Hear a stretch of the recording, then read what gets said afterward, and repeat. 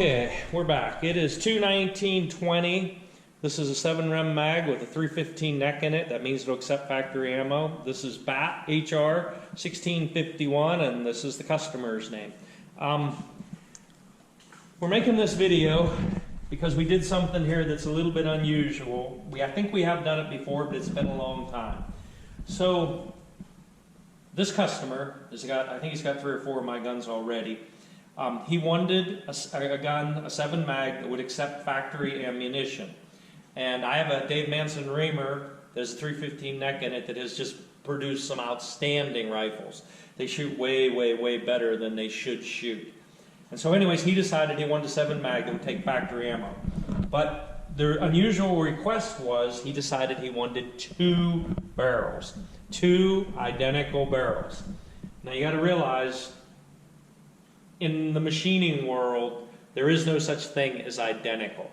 In other words, there's 1 thou, there's a half a thou, there's 2 10,000s, there's 1 10,000s, and then you drop into hundreds of thousands and millions, which is impossible to deal with here. But there's no such thing that's identical. But the reason we're making this video is because these 2 barrels turned out as close to identical as it's realistically possible to do. And so what these are is, these were 2 identical Krieger fluted 5.5 sporters that we had sent out to be cryoed. And these are the discs that I take off the end of the barrel. This is where all the information that Krieger stamps on. And you'll notice this is like 1503563, and this one is 65. So there's only 1 barrel in between these, and I'm not sure if we had 6.4 or not, but these obviously were made very close together. Okay, so what we did is, oh, and 1 receiver, by the way, obviously. 1 receiver, 2 barrels. So this is, like, as I mentioned, this is a BAT HR. This is HR 1651. And the reason why I'm showing this to you is because, you know, normally they're on a gun. Guys don't get to actually see these, you know, in a person's hand on a bench like this. And I just like to have you actually look at it, because if you appreciate fine machining, I mean, these things are very, very nice. They really are. You have to hunt, really, really hunt, to find any machine mark anywhere. I mean, they're basically flawless. Every now and then you might be able to find something, but like on this one, you know, I've been working with this receiver here for hours and days actually, and I can't find anything wrong with it. And the dimensions that they hold, everything about it is just so nice. Here's the bolt for it. I always request this small handle unless the customer wants the big threaded handle. I actually prefer these. Look how nice that is. Look how it's shaped, just how it fits your hand, how everything works. And I mean, this is melanited, and for people who don't know, these are made out of 17.4. It's a superior receiver. In my opinion, this is top of the line. There's just, and one thing too, I never get to show people. You might not be able to see that because it's kind of in the dark, but that's called primary extraction. It's the way the handle bumps up into the back of the receiver and the way it opens up. And it's just flawless. Those two pieces of metal come together as one, and then it just bumps open. Well, what that saves is, like on a Remington 700, after they're shot a while, you'll see they start to gouge the metal there.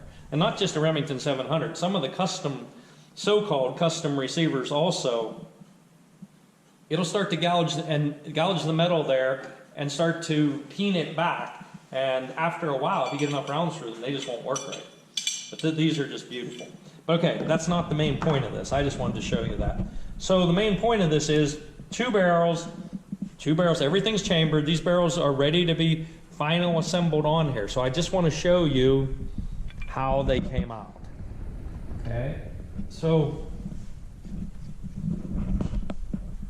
this is the way I always put them together, by the way. And if this was actual final assembly, obviously you have to have grease on there, because you will get this together and you will not get it back apart. So it comes together and it just bumps. All right, and again, I don't know if you can see this, but if the guy who's built the gun has done his job properly, you should not be able to tell that the barrel and the receiver are not one piece of steel. In other words, there is no joint. It comes together so flawlessly that it just looks like it grew there.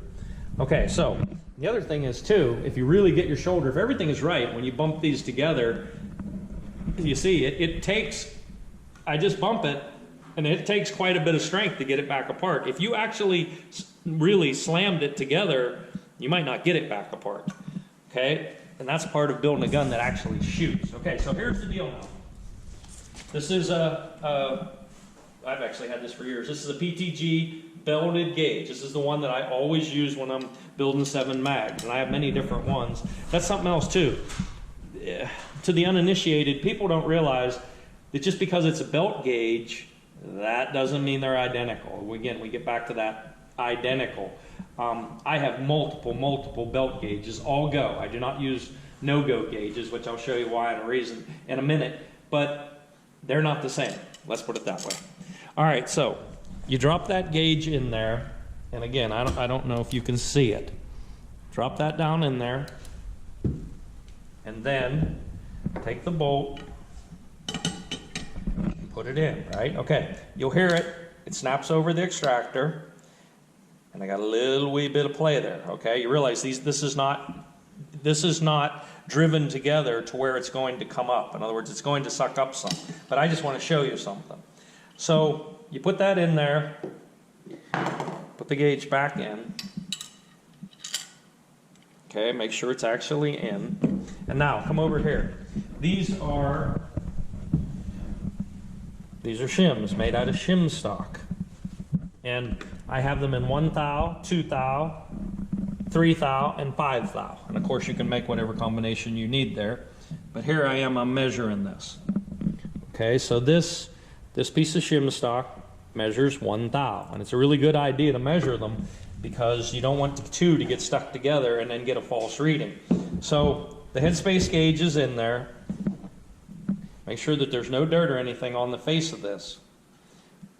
Put that piece of shim stock into the bolt face, and then put this down and put it together. Now, that's 1 thou, and you see the handle will go down, right? You can see that it actually goes down, but I can feel it. There's no real way to show you that, but I can feel that 1 thou, right? Okay, so take it back out, and a lot of times like that, the piece of shim stock will stick right on it. Clean this back off. Put it back down in there, and now we're going to a number 2, or 2 thou. So same thing, check it, and make sure that it is what it really is. Okay, 2 thou. Put that in the face of the bolt, and do the same thing. Okay, so there it is. So see, I could crush it, but I don't really want to. So the handle goes halfway down with a 2 in there. And remember, when we drive this together, it's going to take up at least 1. All right? So take this back apart. Take that back out of there.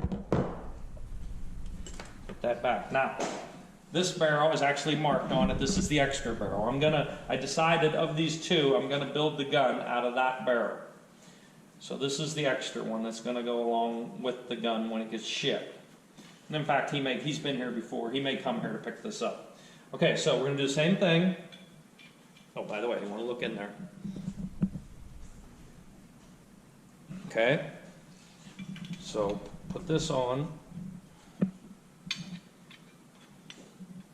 And again, when threads are really right, it's hard to get them to go on.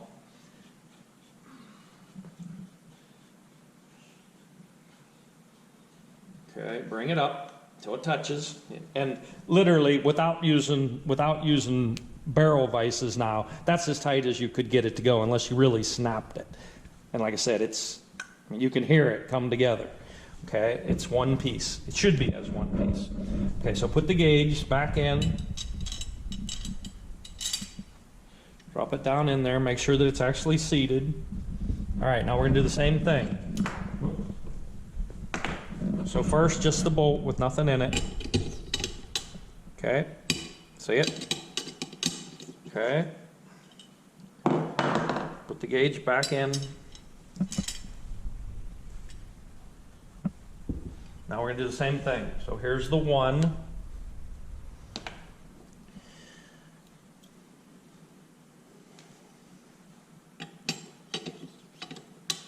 Okay, it's just, I mean, again, there is no such thing as identical, but that's why we're making this video. This is, every now and then I get amazed myself. Okay, so here's the 2 now.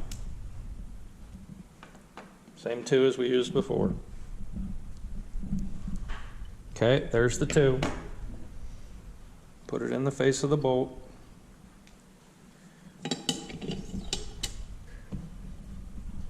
Now that's just about as good as it can possibly be. Same thing, I can push it down. I could crush it if I wanted to, but I don't want to. And, you know, if I had to guess between these 2, I would absolutely say there's less than 2 10,000ths difference. Maybe 1 10,000th, but again, I have no way of measuring that. You're pretty much doing this by feel. But as you see, they're as close to identical as you can do in a manual shop. I mean, that's a manual, non-climate controlled, et cetera, et cetera. I mean, you don't get down into, you don't get under 1/10 of an inch using the type of stuff that we use and the way that we do things. So here's the other thing now. Oh, and I actually should, so you realize, and you probably don't, so if, when you go to actually drive these together, see, you had to end up also with these flutes indexed where they should be. So you see, if you put the receiver, and yes, I actually do have real machinist levels, but for what we're doing for this moment, this is fine. So if you put the receiver 12 o'clock top dead center, you realize you need this flute. Let me get something to point with. You need this flute, the center of this flute right here, to come up top dead center. And so you have to build into your equation, I don't know if you can see that beam of light there, but right now it would be off. And of course, I got this messed up, so I can't, here, like this.